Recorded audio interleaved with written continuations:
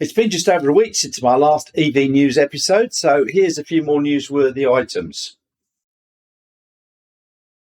Before I start, just don't forget, like and subscribe buttons. Thank you very much. And we'll begin with some Tesla news. According to Tesla Mag in Germany, Giga Berlin is producing vehicles at the rate of 18 to 1900 a week, although most people, the consensus seems to be about 1500 per week. They also stated that they expect production will reach 2,000 per week in September. Yeah, I think we'll just wait and see on that one. The LMFP, or lithium manganese iron phosphate batteries that Cattle had developed, and Cattle are referring to those as M3P, which confuses people with Model 3 Performance. Now, they were rumoured to be going to be used with the Tesla rear-wheel drive models in China.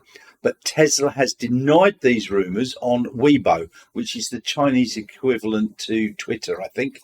Tesla have also denied that the 4680 batteries will be used in China-made models. I reported a few weeks ago that BYD Blade batteries were going to be used in Germany, in German-built Teslas.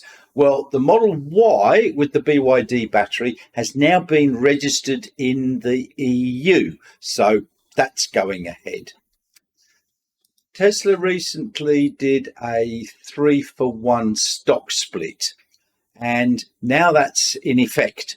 So I've got 3 times as many shares in Tesla as I had a week ago, but the values remain the same. Each share is now worth just under $300, whereas previously they were just under $900. So this means that more people can afford to buy Tesla shares and get in on the hype. I'm not a financial advisor, so please do your own research. Full self-driving 10.69 has started to roll out to some beta testers in the United States, and it's proving to be a big improvement. Elon Musk has said that 10.69 will expand to 10,000 testers 1 week after testing validated no major issues.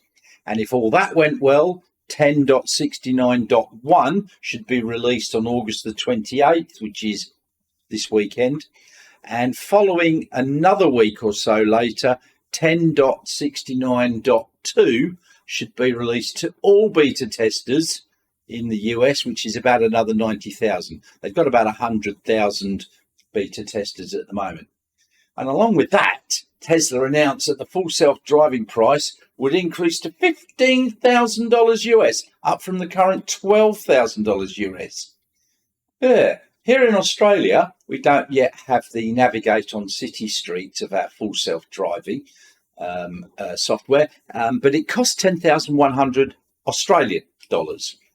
Or you can get enhanced autopilot now for about $5,000. Now that's got everything that full self-driving has got, except bong on traffic lights and the driving on city streets.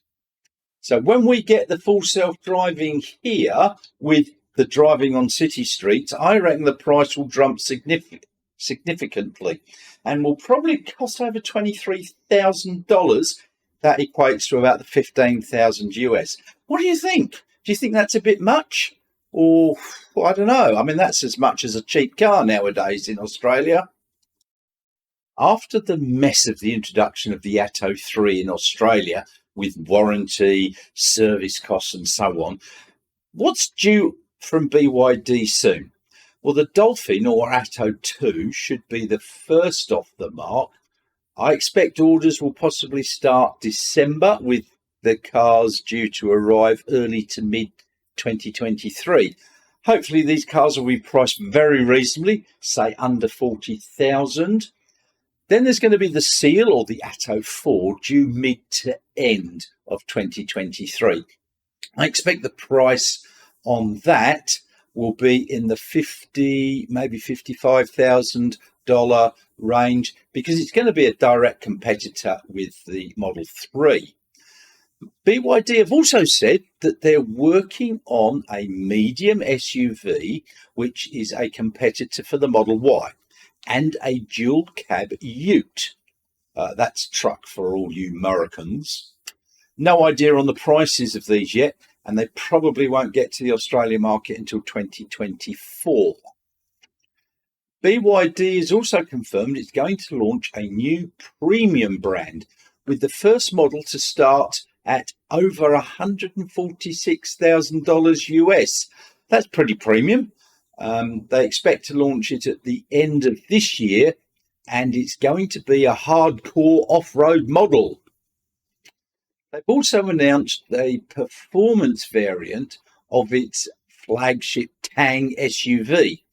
Prices on that will start just over 42,000 US, and reportedly it will be capable of a 4.3 second 0 to 100 sprint.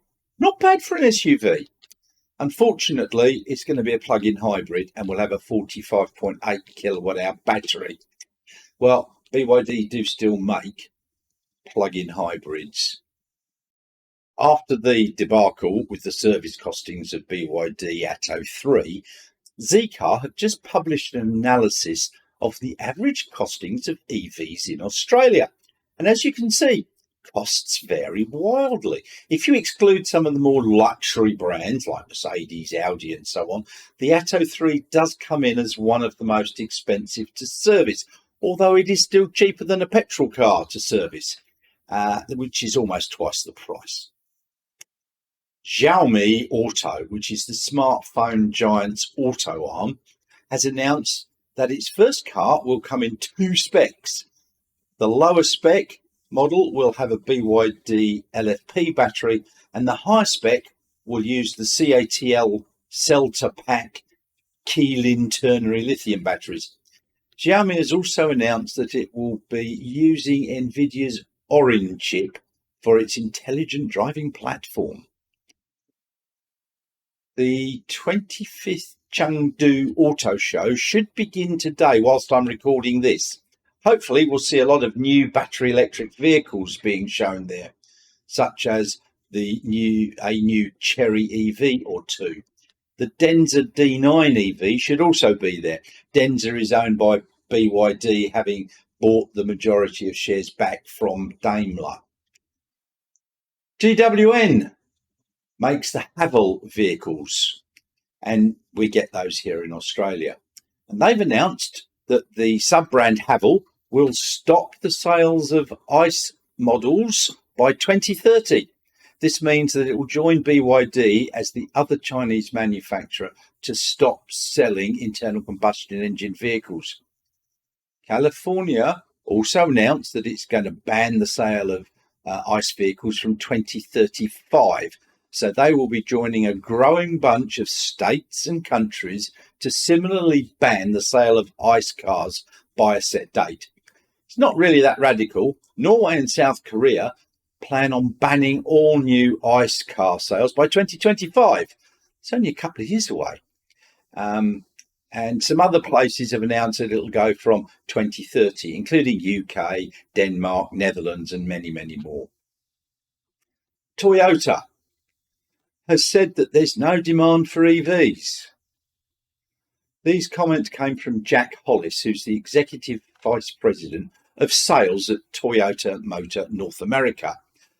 Well, perhaps if they had any EVs to sell, they might see things differently. The only one they did have, which was the BZ4X or whatever it was, the wheels were falling off, so they've recalled every single one of them. Yeah, stupid. The Ora Cat EV, which I think is called the Funky Cat in the UK, has been spotted on the ground in Australia for evaluation and testing. This is another EV from Great Wall Motors, and was spotted in Melbourne outside the car maker's offices, and this has been confirmed by The Driven. In the UK, the Funky Cat, as it's called, is set to go on sale there, starting at around 33,000 British pounds before subsidies. That's around 55,000 Australian dollars. That price is a bit disappointing, as people are expecting it to start in England at around 25,000 British pounds or under $43,000. It's going to have a 48 kilowatt hour battery, and that's supposed to be good for 310 kilometers WLTP. So 270, 275 real world, and a whopping 0 to 100 time of 8.3 seconds. Oh well. The Atto 3 charges at 80 kilowatts on fast DC charging, and so will the Ora Cat. But the Atto 3 will only charge at 7 kilowatts on AC. The Ora Cat will charge at 11 kilowatts on AC. It looks quite quirky and fun, but I don't think the price will be any good here in Australia. And finally, SpaceX and T-Mobile in the US have announced on the 25th a partnership for Starlink-enabled mobile connections, and that should start in 2023. They've called this Coverage Above and Beyond, as it has been called, and it's intended to provide cellular service in areas without current coverage. And that's estimated at about 20% of the continental US, probably somewhere around the same here in Australia. This new technology is not limited to the latest and greatest phones. They say it will work with most existing phones. This service will be fine for texting and voice calls, but at the start it won't be high bandwidth. Later on that day, after that announcement, Elon Musk tweeted that this service will also be coming to Tesla vehicles in the near future that have premium connectivity subscription. Not bad.